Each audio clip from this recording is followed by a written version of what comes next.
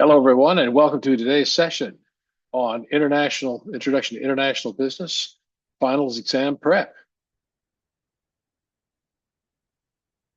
This slide sets the stage for exploring how global dynamics affect U.S. businesses, aligning with your course objective of understanding the importance of international business to U.S. firms.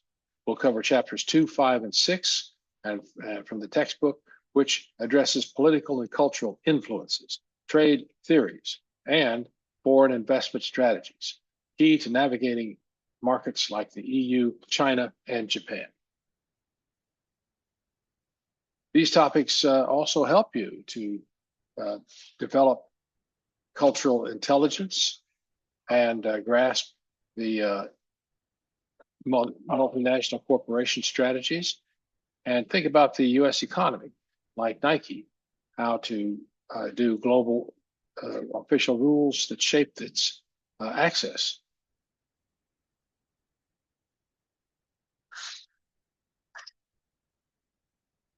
This slide addresses our session to keep you on track, and we'll spend about 5 minutes on the global context, 5 on Chapter 2's national differences, 10 each on chapters 5 and 6 for trade and foreign direct investment, and number 5 on exam prep, and 15 for Q&A. For you as MBA students, this structure ties to the course descriptions focus on the political systems, trade, and multinational corporation management. It prepares you to analyze how U.S. firms adapt globally as core skill for your future roles. So consider, how might a U.S. exporter like the Caterpillar navigate political risks in China? So let's dive in and see why these chapters matter next. This slide emphasizes why global knowledge is critical for U.S. companies' competitiveness. The global economy drives 70% of U.S. gross domestic product through trade and investment, meaning our future roles will involve international businesses. Chapter 2 shows how politics and culture shape strategies, while chapters 5 and 6 explain trade and investment choices in regions like the EU and so forth. For example, Apple's supply chain relies on understanding China's policies. This slide sets up why you need to master these concepts to avoid failures like Walmart in Germany. Ask yourself, how did these chapters help U.S. firms succeed abroad? This slide introduces chapter 2, which is key to for us to understanding how political, economic, and legal systems impact the U.S. businesses. It's also about recognizing that institutions like China's state control of EU regulation or EU regulations shape competition. This ties with the cultural intelligence objective number 2, because the navigating of these differences is critical for multinational corporations. For instance, a U.S. firm entering Japan must adapt to its unique business etiquette. So this chapter equips you to assess risks and opportunities, setting the foundation for global strategy. So let's break down what these systems are next. This slide connects political systems to business outcomes, a core course topic. Democracies like the U.S. offer market freedom, but face policy shifts, while authoritarian regimes like China provide stability, but risk government interference. For U.S. firms, this means navigating tariffs, like those in the U.S.-China trade war, which affect costs. Is ties to the multinational corporation strategies. And think of Starbucks adapting to China's political landscape. And so discuss this with a neighbor. What political risks might the U.S. tech firm face in Japan? And this helps you apply cultural intelligence in real situations. This slide explains the economic systems crucial for understanding trade regions like the EU. It shows why U.S. firms face different rules abroad, mixed economies in the U.S. and the EU, balanced trade and regulation, unlike command systems that limit entry. This also affects the multinational corporation strategies.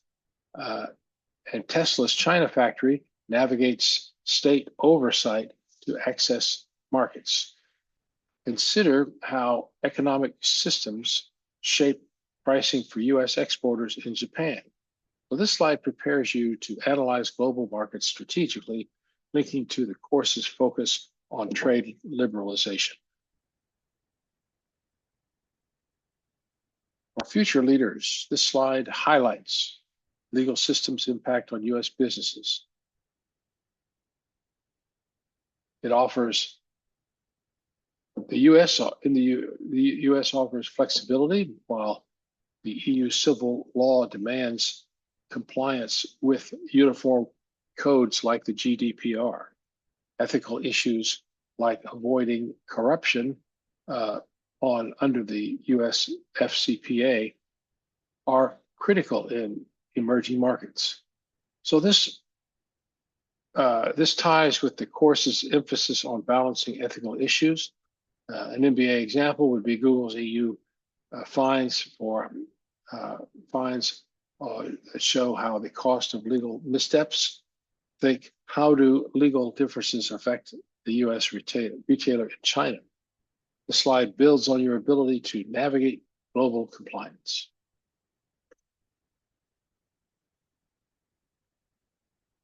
This slide summarizes Chapter 2 for retention, national differences, demand, adaptation for U.S. firms to succeed. Students, you will use this to assess the risks in markets like China, where political shifts can disrupt operations. The discussion prompt encourages applying concepts. So consider Amazon's challenges with China's censorship laws. This reinforces the cultural intelligence and MNC, multinational corporation strategies. And so take a moment to jot down one where the U.S. has got a political risk abroad, and we believe we might move to trade theories. This slide introduces Chapter 5, focusing on trade theories, critical for understanding the U.S. trade in the EU, China, and Japan. It explains why firms trade and how policies shape competitiveness. A quote on comparative advantage highlights efficiency gains like U.S. tech exports, and this ties to the course's trade focus and multinational corporation strategies. So think, how does Boeing benefit from trading with Japan? This chapter equips you with to analyze the trade decisions for the U.S. firms in global markets.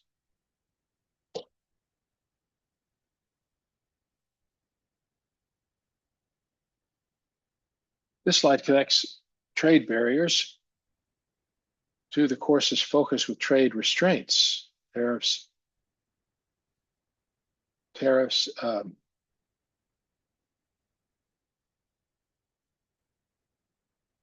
protect the U.S. jobs but raise costs, while WTO, the World Trade Organization, liberalization boosts exports like 20% growth to the EU.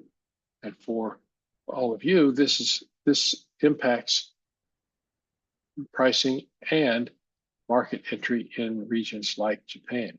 An objective to be reached. U.S. farmers face EU quotas, but gain from the free trade deals. This ties to the MNC strategies objectives. Firms lobby for lower barriers.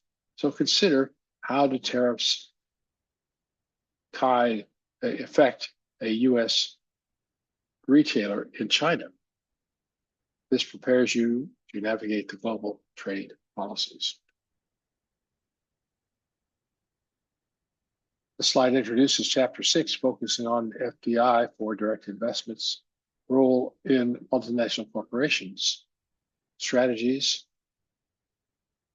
FDI means investing abroad for market access, like in the US, in the EU, or China. The course's multinational corporation management focus is key here. It shows the FDI's market demands and why might a US firm invest in Japan. This chapter helps you strategize global expansion for competitive advantage.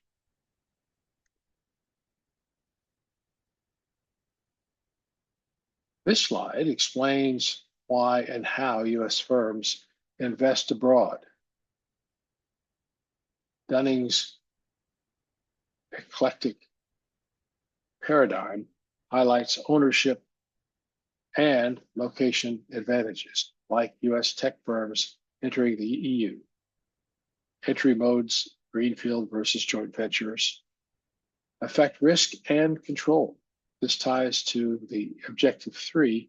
Multinational corporations strategies require choosing the right mode. For example, Walmart's EU joint ventures reduce risk strategies requires choosing the right mode. For example, and using the Walmart example, we should discuss what mode suits the US firm in China. This slide equips you with the how to make informed investment decisions. So this slide prepares you for the final exam, from the chance to apply course concepts. MBA students, the assignment tests your ability to analyze institutions, trade, and MNC,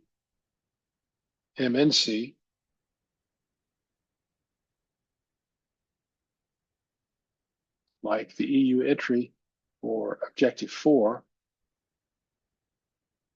ensure the professional rigor, and think of it as a consulting report. A clear evidence-based answers win.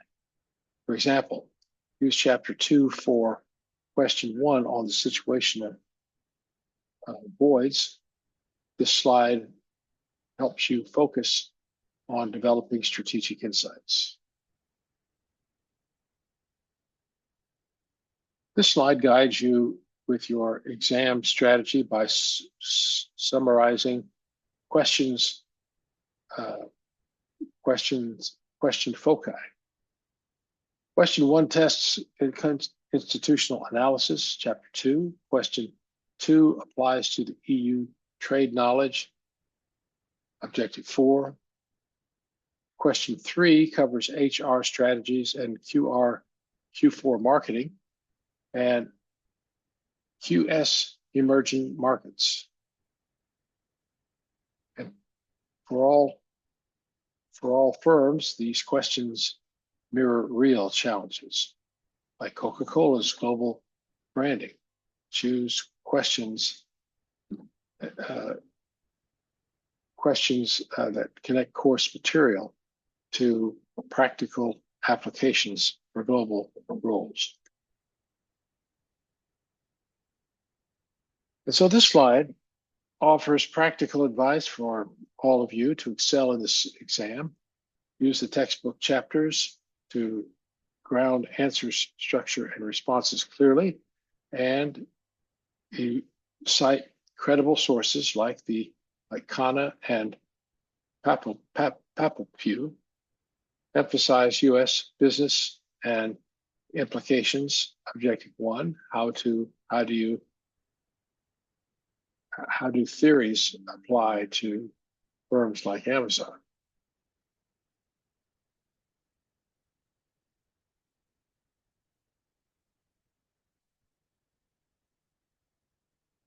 Treat this as a practice for consulting pitches, clear, evidence-based arguments. Jot down the tip. You'll use this for the exam prep. This slide recaps the session for all of you, and it shows how national differences shape U.S. strategies and guide the trade and FDI decisions. And the exam applies these to MNC, multinational corporations, scenarios. And cultural intelligence is your edge in global leadership. An example would be Microsoft's EU adaptations show the firm in action. In order to, you may reflect now, and how do you use these insights in your career? This slide reinforces your readiness for international challenges.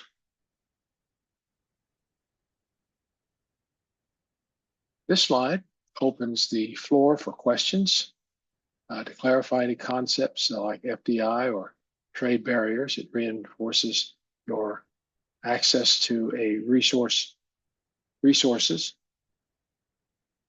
And so good luck on your exam. I'm here and available for you whenever you need it. And finally, this closing slide thanks you for your participation. This reinforces the session's value in preparing you for your global business leadership, aligning with all course objectives. Encourage reflection. How will you apply cultural intelligence and trade restraints in your career? Remind students to check LMS for additional resources and to reach out with questions.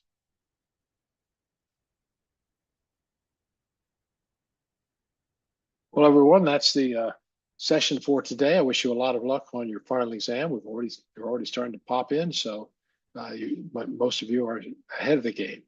So good luck, and it's been a pleasure being with you in class, and I think you all will do well. In the meantime, I'll see you in class. Goodbye, everybody. Be safe.